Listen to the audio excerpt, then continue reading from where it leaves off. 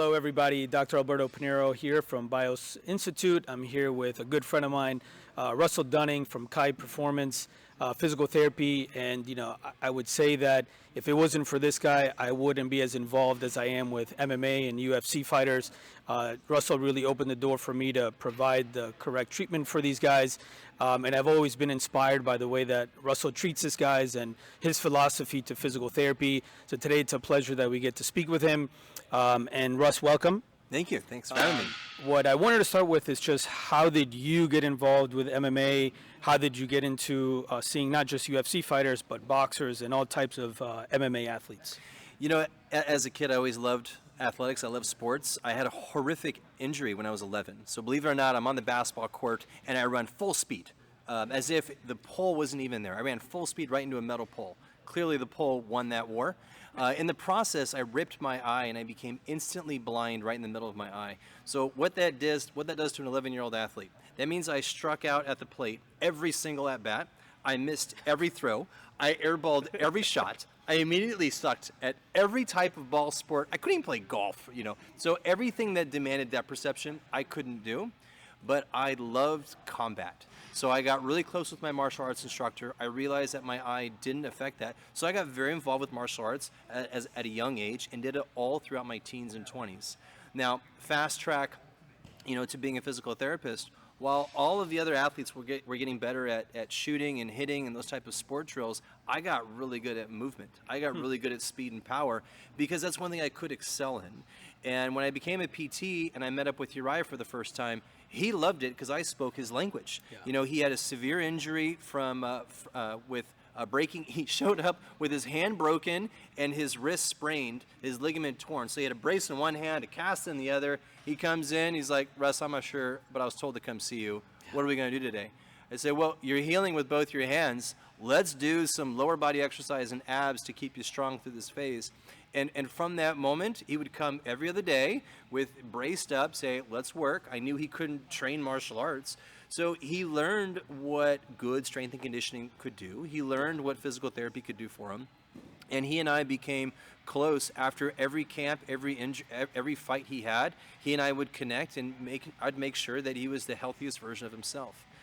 Fast forward 15 years later, now I help his whole team. He's a UFC legend. We have a team here about 40 to 50 professional fighters strong. Half of them you see on ESPN every Saturday night. And it's an amazing pleasure to help such a hardworking group that literally train 3 to 5 hours every day of their life on their craft. It's a blessing.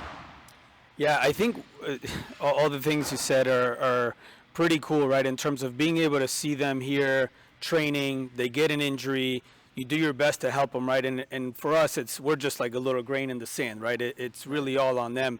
But then to see them perform, whether it's on ESPN or any of the pay-per-view cards, it just feels so much different when you see them succeed. One of the things I wanted to ask you is, to me, you're not a typical physical therapist. You're more like an artist where each patient is like a sculpture of your work, where you take somebody, you assess them, and then you don't just say, well, you have patellar tendonitis, this is what you do for patellar tendonitis. You say, okay, you are a jiu-jitsu or a wrestler, and these are the requirements that you need for your job. How can I make everything around this patellar tendon better? So can you take me through your approach on how you see those things? Like, how does that work? How do you do the Picasso in your head? Yeah. It's kind of like throwing up a lot of qualifiers at the same time. A lot of balls in the air. So let me describe some of those. So we look at the training history. Were you more of a wrestler or a striker? And we look at the type of body you have. Are you shaped like Urijah with an incredible rib cage, a core stronger than like a superhuman, and have the ability to rotate on a dime?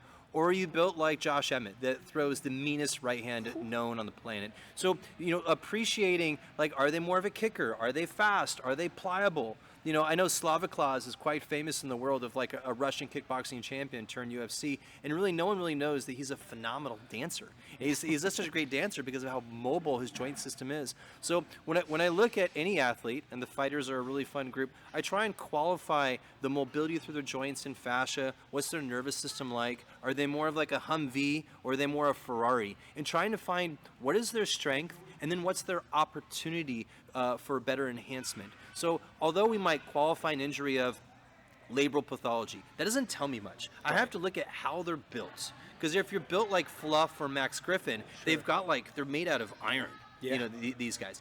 Or you built for speed, or you built for conditioning. We got some guys here who are a conditioning animal. And so when you understand that they're all custom, they're all unique, and you have to appreciate what brings to the table. So you augment their strength, you focus on the opportunities while you're doing the tendon rehab. So it's looking at that holistic picture of the athlete is, I think, the secret sauce to the whole thing.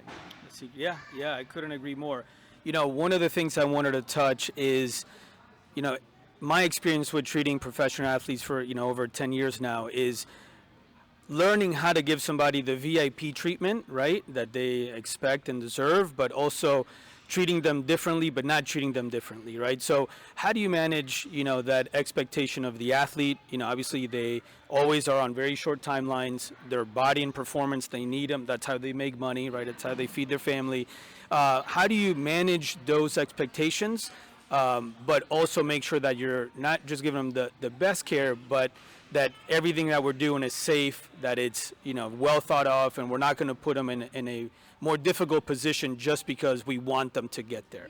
I think, unfortunately, in medicine, a lot of athletes will look at doctors and physical therapists as, these people are just going to have me do less and stop training and put the brakes on. So the magic to recovery is not so much of do less, it's do different. So I try and understand where they excessively pushing their body to the point of injury, and I have them back off of the most higher threat activity. But hey, let's look at opportunities for improvement, and let's find things that are not as threatening on the tissue at hand, and give them other avenues of recovery, other avenues of enhancing the performance that's not overly stressing the body. Now that could be a hot yoga session, it could be a stretch mobility session, it could be a cold bath or a cryotherapy, it could be going for a swim, and it could look like a lot of things. But the key thing here is to find those opportunities for enhancement without the athlete always feeling like they have to push the gas down. The one thing about this group in particular, Team Alpha MMA, they're a very high grit, high discipline, high energy group. Well, their leader Urijah embodies that. So of course, anyone with that type of soul is going to come to this group and excel. So being the brakes and saying do less doesn't really work with this type of group. We have to say, let's improve in this avenue rather than overwork in this way. Yeah. One of my telltale signs is when these guys walk in my clinic and I'm like, oh, hey, man, what's going on? They tell me a story and they go, but I'm fighting no matter what. That's what I kind of know. Okay, all right, I'm going to have to really, find a good reason to tell them they can fight, or I better find a way to help them fight, Well, last two things I want to touch on is, one is, we talk a lot about the physical, right? But the mental aspect, right? How do you continue to encourage, that mental positivity through the physical therapy program, especially someone who has had like a major surgery or a major injury, not just like a knick-knack, where they've been out for several months? What is your strategy to keep the mental going? Two things. You need a powerful why. If you have a powerful why, you can think of like your long-term goal, but you need a reason to get up in the morning and do the work. So that could be win a fight, that could be win some prize money for the family, that could be have a phenomenal career and have a phenomenal profession. So you need to have that embodiment of why are we doing this to begin with, because that's the heart and soul, the fire every day. But probably the next most important thing besides their why is short-term goals, because all success of a good camp and of a good athletic life is built off of these short sprints. And you have to focus on, am I getting faster in this moment? Am I enhancing my mobility? Am I enhancing my stability strength? Am I recovering this injury? Am I excelling at conditioning? You have to prioritize and focus and get to work in these short sprints. That might be a 2-week sprint, it might be a 6-week sprint, but it's a very short time frame that says, I'm gonna get after it, I'm gonna make a difference in this precise way. Now when you're in fight camp, that's easy. It's 6 to 8 weeks. I want to get the best conditioning of my life so that I can experience hell in the octagon. But outside of camp, it's a little more complicated. You have to say, what am I doing right now? Am I recovering from an injury? Am I getting a little bit stronger? So setting a priority list and short-term goals is absolutely essential for this entire game. That's awesome. That's key things. And the last thing I want to bring up is, for all physical therapists or doctors who are trying to get into professional sports or, MMA, UFC, boxing, one of the key things I think is whether you're a PT or you're a doc is developing a relationship with one or the other, right? And I think the key things are going to be, rapid assessment. And that's something that, you do really well. He has a KIME here directly at the gym. Someone gets an injury, they walk over and he goes, okay, are you hurt or are you injured, right? And then if you see something, you immediately let me know. We get them in, right? Assess them. Another thing, if you're a doc, don't delay any imaging, right? This is not your weekend warrior. There's no time to wait and see how this responds. Get an image early, especially if it's not going to be something with high radiation, right? Like an MRI, ultrasound. And two is access, right? Make sure that athlete gets to the doc. If it's something I can't take care of, push for the next specialist to see them quickly. And then third, communicate back to the physical therapist, hey, this is the plan. Make sure that the athlete know, okay, this is what we're going to expect, A, B, C, and D.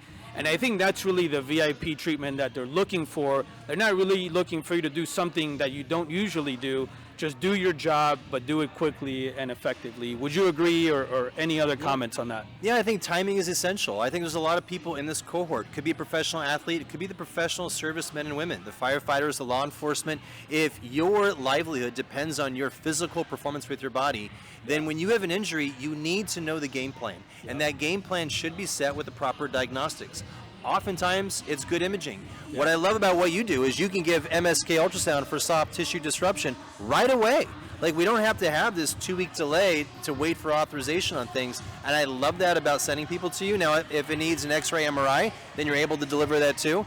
But I think a rapid plan based off of appropriate information is essential for so many people that demand on their physicality for success in life. And I'd say that goes for me too. And I think a lot of people are in this camp.